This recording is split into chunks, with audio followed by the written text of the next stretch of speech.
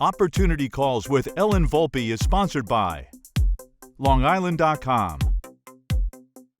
I'm joined today by clean water specialist Michael Rosenberg. Mike, thanks for joining me today. Nice to be here. So, like me, your grandfather left a legacy. My grandmother, who left me with one because she was a networker in 1923, was very impactful in my life, although I discovered that sort of late in my life. And I'm wondering if you can share with us how your grandfather's inspiration impacted your life and what he did for a living. Going back 100 years ago, my great-grandfather was a seltzer man, horse and buggy, literally before cars, with the old squirt bottles and Fox's You Bet. And my great-grandmother, in her Russian accent, said, one son's going to be a doctor, one son's going to be a lawyer, and that's the way it was going to be. But my grandpa David, although he graduated Fordham Law School, wanted to go into his father's seltzer business. And he had a real entrepreneurial spirit, convinced Welch's grape juice to mix the grape juice with the seltzer and started selling door-to-door, Purple Passion. It was this spritzed up Welch's grape juice, and started a home delivery soda company called Hammer Soda. And when I graduated college, I also was supposed to go to law school, but by accident ended up in the meat and seafood business, also door-to-door. And my parents were beside themselves that I would be in such a business instead of go to law school. But he was on the sidelines going, just go for it, follow your heart. Greatest decision next to marrying my wife that I ever made, and grew a large national company. And, you know, he was just really just follow your passion. Don't let anybody take you off your dream. And so, yeah, I named my son after him, and I think about him all the time. Yeah. So he empowered you to think differently about what was possible. Yeah. So, to just not be afraid, just to not listen to all the detractors out there, even if it was your parents, just go for it. Right. So you went into a food distribution business after seeing him go door to door. And what was that like? So, I was a kid just getting out of college. I had 6 months to kill, and I answered an ad in the paper selling meat out of the back of a Toyota pickup truck, and knocking on doors, and found out that I was really good at it. 10 weeks, and keep in mind, this is 1982, 10 weeks later, I had a shoebox with $10,000 in that box.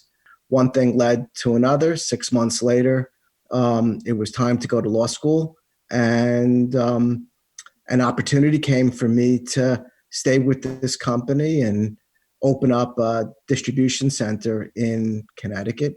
I did that for a year instead of going to law school. And it was the moment of truth where it was time to go back to Miami to go to law school. And that's when my grandfather said, if there's an opportunity, you're making great money, you're loving what you're doing, you're great at it, figure it out.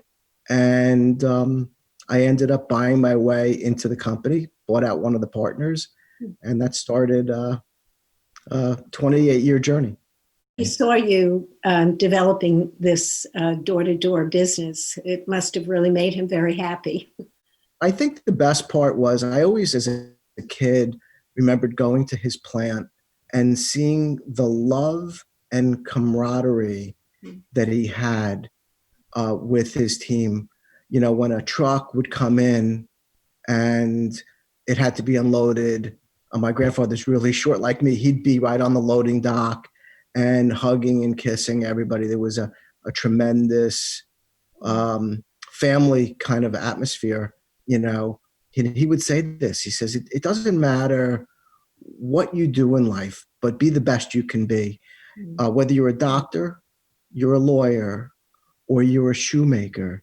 If you're going to be a shoemaker, be the best damn shoemaker you can be. You saw his enthusiasm, and it was contagious. yeah, it was a role model for, do your best. I'm not saying it was easy because he was on the street, he was hustling, just like I am today. But just treat people with love and compassion and put out the best product you can, and be honest. Do what you say you're going to do. Show up on time, say please and thank you, and keep your word, keep your bond. That's fantastic. My next question has to do with the fact that you've done so many things, from food distribution to solar systems to now this business that you find yourself in with passion, water purification. And I'm very interested in knowing why this, why now? So I'm on the doorstep of turning 60, feel young.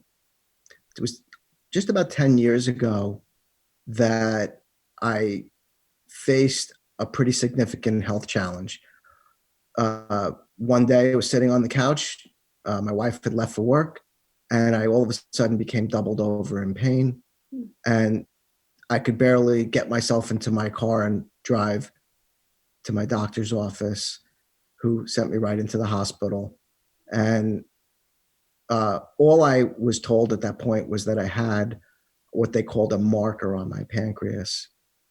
It turned out to be acute pancreatitis, which is painful. But I went through a period of time before my pancreas was so inflamed that I couldn't get a biopsy on that growth for about 4 months. And so, when somebody tells you you have something on your pancreas, you can't help but assume the worst. And I sort of began questioning, why did this happen to me? I'm a healthy guy. And one of my hobbies ever since I was a kid was fish tanks. I always had aquariums. And on a lark, one day I tested the water coming out of my tap. And I tested for something called nitrates. Nitrates is fecal matter. It's fertilizer that keeps our lawns green. And I was blown away that the water coming out of my tap in Huntington was raging dark pink. If I had tested my fish tank, it would have I've never changed the water in maybe 6 months. And I was angry, and I read my water report and started to wrap my brain around what was happening. And it was at that point I decided to put a water filtration system in my house. And I've been passionate about water, and I love speaking to people about Long Island water and some of the challenges that we have that really don't exist in New York City.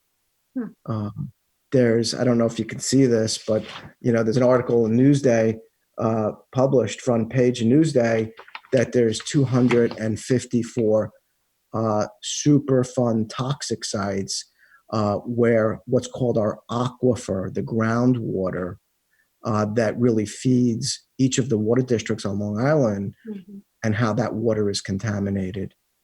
And so, it was just a learning process. And the beautiful thing is that the technology is there to purify our water, to pull the contaminants out.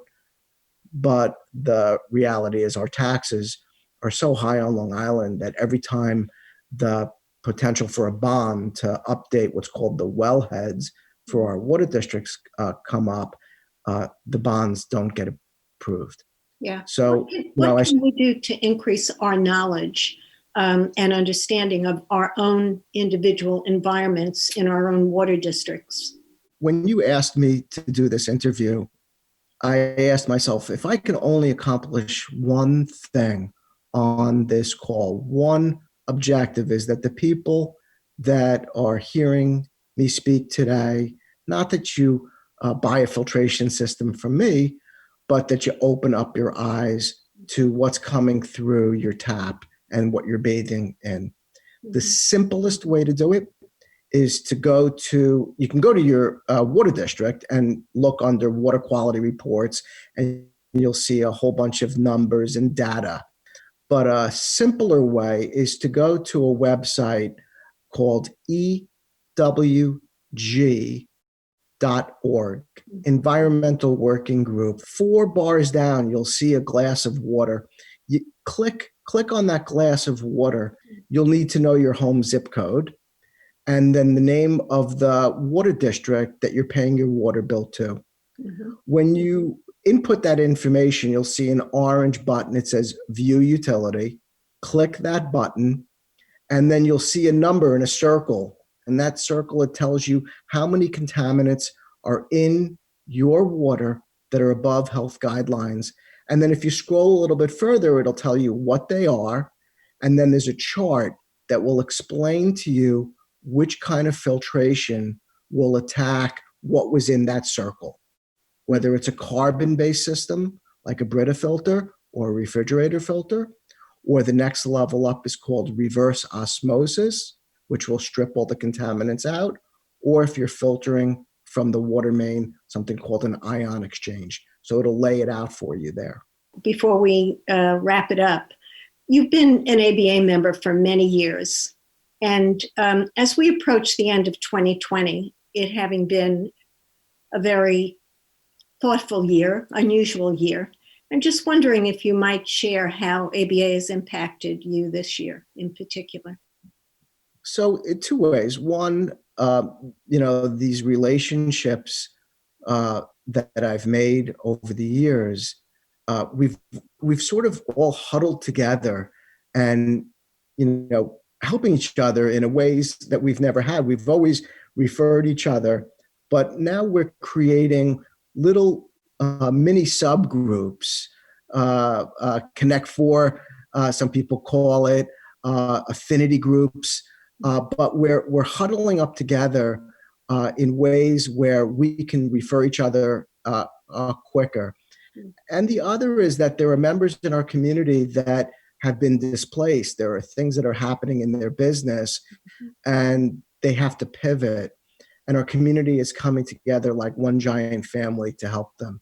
So it's really been awesome. And, during COVID, ABA has been a life preserver for me and hundreds of other of my friends out there. That's great. That's great. I really enjoyed having you today, Mike. Thank you for having me. Opportunity Calls with Ellen Volpe is sponsored by LongIsland.com. American Business Associates is New York Metro's premier business development and networking association. To learn more about ABA, visit aba-ny.com.